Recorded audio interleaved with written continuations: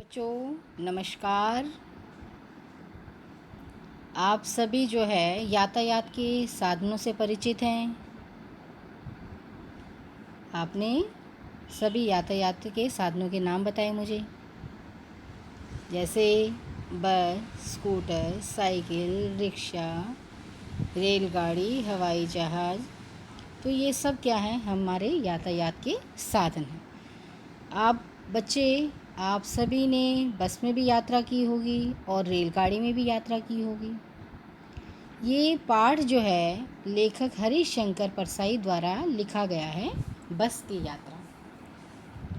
इस पाठ में बस के अंदर यात्रा कर रहे लेखक ने जानकारी दी है कि बस जो है बहुत पुरानी है, बूढ़ी हो चुकी है।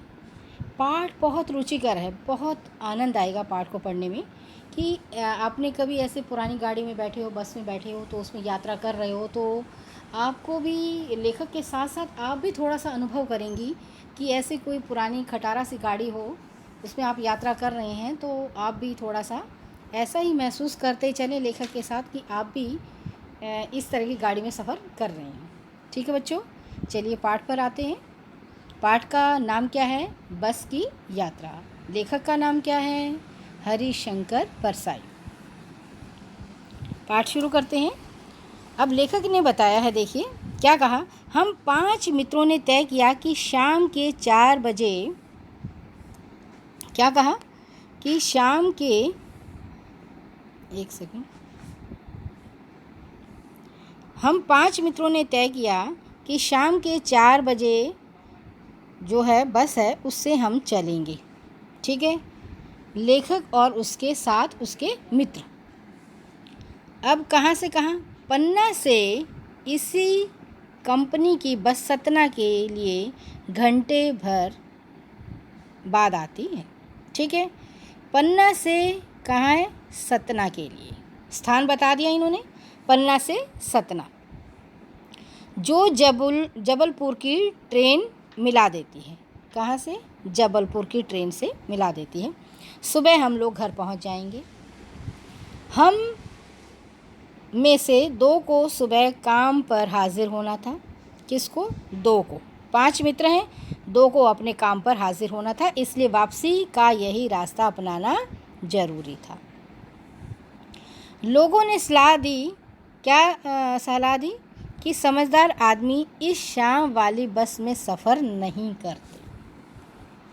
जो जानकार लोग थे, उस बस से वाकिफ़ थे, उन लोगों ने सलाह दी कि जो समझदार लोग हैं वो इस बस में सफ़र नहीं करते। आप बेटा जो फ़ोटो है, चित्र है, उसमें ही बस का चित्र देखिए, और बस आपको वैसे ही चित्र के द्वारा भी जो है, जो दिखाई जा रही है, वो भी काफ़ी उसमें हालत अच्छी नहीं लग रही है। तो अब लेखक के मन में प्रश्न क्या उठा? क्या रास्ते में डाकू मिलते हैं? नहीं, बस डाकिन है। क्या कहा?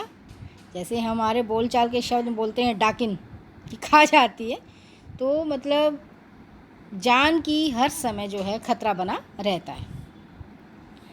बस को देखा तो श्रद्धा उमड़ पड़ी। तो लेखक जो है, उनके मन में क्या श्रद्धा उमड़ी कि देखते हैं, और बस जो है खूब वयोवृद्ध थी, मतलब खूब बूढ़ी हो चुकी थी। लेखक ने बताया है कि लेखक के मन में उसके प्रति एक श्रद्धा उमड़ी कि हाँ, हम भी देखते हैं। और बस कैसी थी? वयोवृद्ध, काफ़ी बूढ़ी हो चली थी। सदियों के अनुभव के निशान लिए हुए थी, कि बहुत पुरानी थी, पुरानी सदियों से चली आ रही थी, इसलिए लोग इसमें सफ़र नहीं करना चाहते थे, और कि वृद्धावस्था में इसे कष्ट होगा। क्यों नहीं करना चाह रहे थे सफ़र इसमें? कि बुढ़ापे में हम किसी को, जो बड़ा व्यक्ति होता है, बूढ़ा होता है, हम उसे किसी प्रकार का कष्ट या दुख नहीं देना चाहते। अगर वो कोई काम कर रहा हो तो हमारा तुरंत मन बन पड़ता है कि हम उसका सहयोग करें। नहीं नहीं माता जी, आप ये काम नहीं कीजिए, नहीं नहीं मैं पिताजी, दादाजी, आप ये काम नहीं कीजिए, मैं ये काम कर देता हूँ। तो हमारे मन में जो है बड़ों के प्रति, वृद्धों के प्रति एक सम्मान भाव है। तो ऐसे ही यहाँ पर लेखक के मन में भी कुछ ऐसा ही है कि शायद लोग इसको कष्ट नहीं देना चाहते, तो इसलिए नहीं बैठते होंगे। और बस ये पूजा जो है, बस ये पूजा के योग्य ही थी, हमें इसका सम्मान करना चाहिए, इसे पूजना चाहिए। उस पर सवार कैसे हुआ जा सकता है? किसने कहा? लेखक ने कहा। अब क्या था? बस कंपनी के एक हिस्सेदार भी उसी बस में जा रहे थे। जिसकी बस थी उसका एक हिस्सेदार था कंपनी का, बस की कंपनी, ठीक है। हमने उनसे पूछा, यह बस चलती है भाई? किसने पूछा?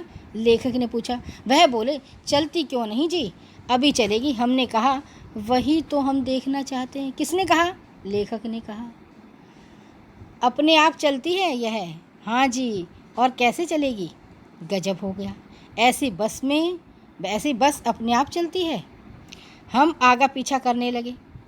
डॉक्टर मित्र ने कहा। किसने कहा? डॉक्टर मित्र ने। डरो मत, चलो, बस अनुभवी है कि इसको काफ़ी पुराना अनुभव है, अभी नहीं, इसको बहुत समय का अनुभव है। जैसे हम बहुत बार कहते हैं कि वो व्यक्ति अनुभवी है, उसे उस चीज़ का बहुत सालों का ज्ञान है। नई नवेली बसों से ज़्यादा विश्वास के योग्य है। जो नई बसें हैं उनसे ज़्यादा विश्वास के योग्य है, विश्वास के पात्र है ये। हमें बेटों की तरह प्यार से गोद में लेकर चलेगी। क्या कहा उसने? कि ये हमें अपने, जैसे माँ अपने बच्चे को गोद में लेकर प्यार से चलती है, उसी प्रकार ये बस भी हमें प्यार से गोद में लेकर चलेगी अपने बेटों की तरह। हम बैठ गए। जो छोड़ने आए थे वे इसे देख रहे थे जैसे अंतिम विदा कर रहे हों। क्या कहा लेखक ने? कि जैसे लास्ट टाइम जो है किसी से आखिरी समय में मुलाकात होती है, तो वो इस समय इस ऐसी आंखों से भरे उन्हें देख रहे थे। आना जाना तो लगा ही रहता है। आंखें क्या कह रही हैं उनकी? आना जाना तो लगा ही रहता है। जो आया है वो जाएगा भी, चाहे राजा रंग फ़कीर कोई भी हो। आदमी कूच करने के लिए एक निमित्त चाहिए, एक समय चाहिए। इंजन सचमुच स्टार्ट हो गया, ऐसा जैसा सारी बस ही इंजन है। सारी बस ही खड़क खड़क खड़क, जैसे इंजन स्टार्ट होकर बोलते हैं ना, ऐसे ही सारी बस आवाज़ करने लगी। हम इंजन के भीतर बैठे हैं। कांच बहुत कम बचे थे, मतलब वो बार बार, इतनी हालत थी उसकी, इतनी दयनीय बस की हालत थी कि उसमें कांच तो बहुत ही कम बचा था। जो बचा था उनमें हमें बचना था, जो बचा हुआ था उससे हमें डर था कि कहीं हमें लग ना जाए। हम फ़ौरन खिड़की से दूर सरक गए कि कांच कहीं हमें ना लग जाए। इंजन चल रहा था, हमें लगा कि हमारी सीट के नीचे ही इंजन है। मतलब इतनी आवाज़ कर रही थी कि लेखक को लगा कि हमारी सीट के नीचे ही इंजन है। बस सचमुच चल पड़ी। हमें लगा कि यह गांधी जी के असहयोग आंदोलन और सविनय अवज्ञा आंदोलन के वक्त अवश्य ही जवान रही होगी। अब देखिए, लेखक ने बस पर व्यंग्य कर दिया है। क्या कहा? कि गांधी जी का असहयोग आंदोलन कब हुआ था? 1942 में। तो उसके वक्त ये जवान रही होगी, उसे उस समय ट्रेनिंग मिली होगी और हर हिस्से दूसरी से असहयोग कर रहा था। बस सविनय अवज्ञा आंदोलन के दौर से ये बस गुजरी थी। सीट की बॉडी से असहयोग चल रहा था। कौन सा असहयोग आंदोलन था? तो उसी में कहा कवि ने, लेखक ने, कि सीट और बॉडी मतलब शरीर, बैठने की जगह, और जो है लेखक का शरीर जो है वो एक दूसरे का सहयोग नहीं कर रहा था। कभी लगता था कि सीट बॉडी छोड़कर आगे निकल जाएगी, कभी लगता था सीट को छोड़कर बॉडी आगे भाग जाएगी, या तो सीट निकल जाएगी या हम इधर उधर हो जाएंगे। 8-10 मील चलने पर सारे भेदभाव मिट गए कि 8-10 मील तक जब चले, जब तक हम उस पर धीरे धीरे हम उसके आदी हो चले थे। अब क्या कह रहा है देखिए लेखक, समझ में नहीं आ रहा था सीट पर हम बैठे हैं या सीट हम पर बैठी है। क्या कह रहा है लेखक? ये समझ ही नहीं आ रहा था कि हम सीट पर बैठे हैं या सीट हमारे ऊपर बैठी है। एकाएक बस रुक गई। मालूम हुआ कि पेट्रोल की टंकी में छेद हो गया। अचानक से ये लगा, बस रुकी तो पता लगा कि उसकी टंकी में छेद हो गया। किसकी टंकी में? पेट्रोल की टंकी में। ड्राइवर ने बाल्टी में पेट्रोल निकालकर उसे बगल में रखा और नली डालकर इंजन में भेजने लगा। नई तरह से बस को चलाने की तरकीब होने लगी। अब मैं उम्मीद कर रहा था कि थोड़ी देर बाद बस कंपनी के हिस्सेदार इंजन को निकालकर गोद में रख लेंगे और नली से पेट्रोल पिलाएंगे। लेखक अपने मन के द्वारा कल्पनाएं कर रहा है, सोच रहा है कि फिर कभी ऐसा न हो कि इसका इंजन ही वो निकल जाए और जो बस का जो कंपनी का मालिक का वो हिस्सेदार है वो इंजन को अपनी गोद में ले लेगा और नली से पेट्रोल चलाएंगे। जैसे कैसे, क्या कहा लेखक ने? बच्चे के मुंह में दूध की शीशी लगती है, इस तरह से कहा लेखक ने। बस की रफ्तार अब 15-20 मील हो गई थी। मुझे उसके किसी हिस्से पर भरोसा नहीं था। कौन कह रहा है? लेखक। लेखक कौन? हरिशंकर परसाई। ब्रेक फेल हो सकता है, स्टीयरिंग टूट सकता है। प्रकृति जब बस जा रही है तो प्रकृति के दृश्य बहुत सारे लुभावने थे दोनों तरफ। अब जो है लेखक का ध्यान जो है प्रकृति की तरफ चला गया। अब तक तो बस में था वो, बस के जो है बस की जो भी वो थी गतिविधि थी अभी तो वो उसी में ध्यान था लेखक का। अब उसका प्रकृति में ध्यान चला गया कि दोनों तरफ हरे भरे पेड़, पक्षी बैठे हुए हैं। हर पेड़ को लेखक अपना दुश्मन समझ रहा था। जो भी पेड़ आता लेखक को डर लगता कि बस इससे टकराएगी। वह निकल जाता तो दूसरे पेड़ का इंतज़ार करता। झील दिखती तो सोचता कि बस इसमें गोता लगा जाएगी। जब लेखक को हर समय क्यों डर लग रहा था? क्योंकि बस जो है वो इतनी वयोवृद्ध थी कि लेखक उसमें बहुत ज़्यादा अपनी जान माल की हानि महसूस कर रहा था। एकाएक बस रुक गई। ड्राइवर ने तरह तरह की तरकीबें की। किसने की? ड्राइवर ने। वह नहीं चली।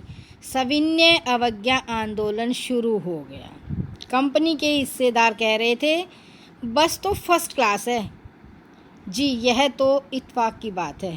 भाई अचानक ही इत्फाक हो गया।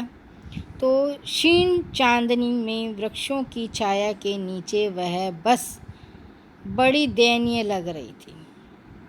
दया का पात्र दयनीय होता है। लगता है जैसे कोई वृद्धा थक कर बैठ गई, जैसे कोई बूढ़ी महिला जो है वो थक कर बैठ गई हूँ। हमें गलानी महसूस हो रही थी कि बेचारी पर लद कर हम चले जा रहे हैं। हमें अपने आप से ही वो हो रहा था कि हम इतनी बूढ़ी बस को छोड़ क्यों नहीं देते, इसे अभी भी हम इतनी कष्ट और पीड़ा दे रहे हैं कि अभी हम इस पर लद कर ही चल रहे हैं। अगर इसका प्राणांत हो गया, अगर इसके प्राणों का अंत हो गया तो इस बियाबान में हमें इसकी अंत्येष्टि करनी पड़ेगी। यहीं इसकी वीरान जगह में हमें इसकी अंत्येष्टि करनी पड़ेगी। अंत्येष्टि होता है अंतिम संस्कार। हिस्सेदार साहब ने इंजन खोला, कुछ सुधारा, बस आगे चली। उसकी चाल और कम हो गई। धीरे धीरे वृद्धा की आंखों की ज्योति जाने लगी। वृद्धा कौन है? बस। चांदनी में रास्ता टटोल कर वह रेंग रही थी, धीरे धीरे चल रही थी। आगे पीछे से गाड़ी आती दिखाई दे रही थी। वह एकदम किनारे खड़ी हो जाती, कहती निकल जाओ बेटी, अपनी तो ये उम्र हो चुकी है। एक पुलिया के ऊपर पहुँचे ही थे कि एक टायर फिस करके बैठ गया, अर्थात फिस मतलब टायर की हवा निकल गई। वह बहुत ज़ोर से हिलकर थम गई। अगर स्पीड में होती तो उछल कर नाले में गिर जाती। ये तो शुक्र है कि उसकी स्पीड धीमी थी, अगर तेज़ होती तो उछल कर वो नाले में गिर जाती। मैंने उस कंपनी के हिस्सेदार की तरफ पहली बार श्रद्धा भाव से देखा। वह टायरों की हालत जानते हैं क्योंकि बस उनकी है, वो बस के प्रत्येक अंग से वाकिफ़ हैं। फिर भी जान हथेली में लेकर इस बस में सफ़र कर रहे हैं। उत्सर्ग की ऐसी भावना दुर्लभ है।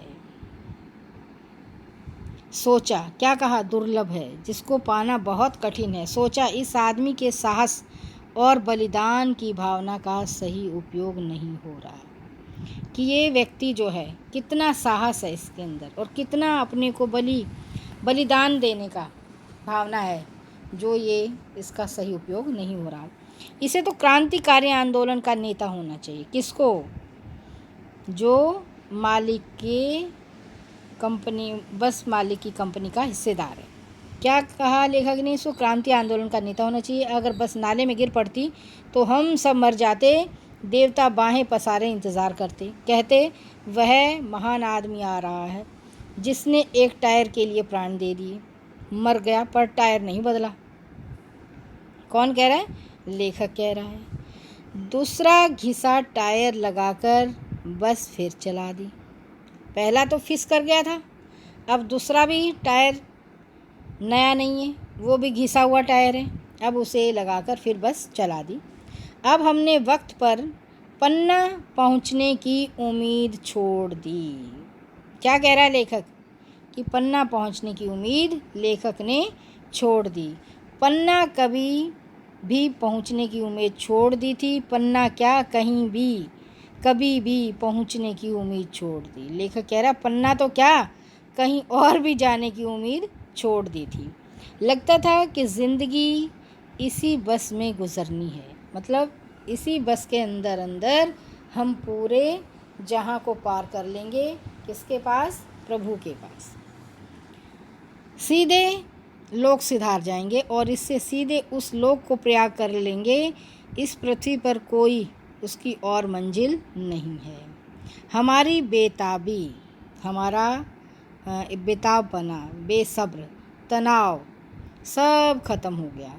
हम बड़े इत्मीनान से घर की तरह बैठ गए, कि जैसे शांति से बैठ जाते हैं, कोई चिंता, कोई खबर, कोई परेशान नहीं होते। तो इस तरह से हम लोग इत्मीनान से बैठ गए। चिंता जाती रही, हंसी मजाक चालू हो गया।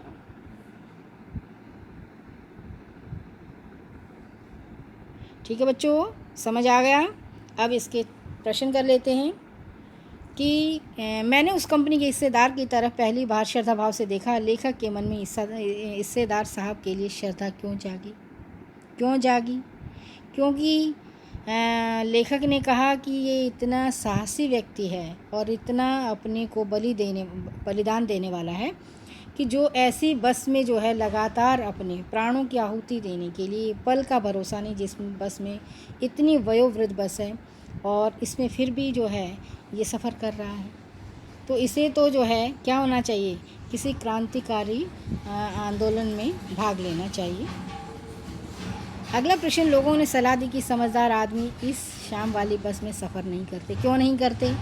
क्योंकि ये बस इतनी वयोवृद्ध है कि इस बस का प्रत्येक पुर्जा, प्रत्येक इसका हिस्सा जो है वो बूढ़ा हो चुका है और ये कहीं भी रास्ते में कभी भी व्यक्ति को धोखा दे सकती है। ऐसा जैसे सारी बस ही इंजन है और हम इंजन के भीतर हैं। लेखक को ऐसा क्यों लगा? लेखक को ऐसा इसलिए लगा क्योंकि पूरी बस जो है, पूरी बस इंजन जैसे चलता है, इंजन की तरह ही पूरी बस जो है वो हर एक भाग जो है वो इंजन की तरह हिल रहा है। हर एक भाग से जो आवाज़ें आ रही हैं, तो लेखक को सीट पर बैठकर ऐसा लग रहा है कि वो सीट पर बैठा है या सीट उस पर बैठी है, क्योंकि बस का प्रत्येक भाग जो है वो टूटा फूटा हुआ है। प्रत्येक भाग जो है अपने स्थान से असहयोग कर रहा है। अगला प्रश्न है, गजब हो गया, ऐसी बस अपने आप चलती है।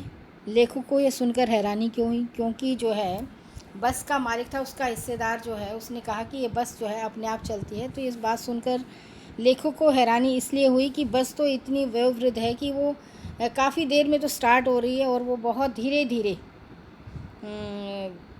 धीरे धीरे चल रही है कि लेखक को विश्वास ही नहीं हो रहा था कि वो अपने जो है गंतव्य स्थान है वहाँ तक पहुँच पाएगा भी या नहीं।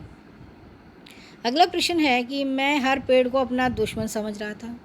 लेखक हर पेड़ को अपना दुश्मन क्यों समझ रहा था?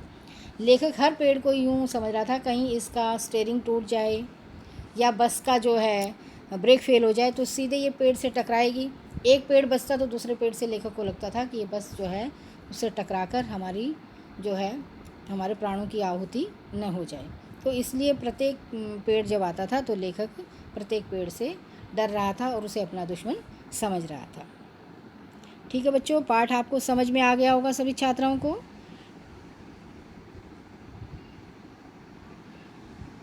धन्यवाद बच्चों।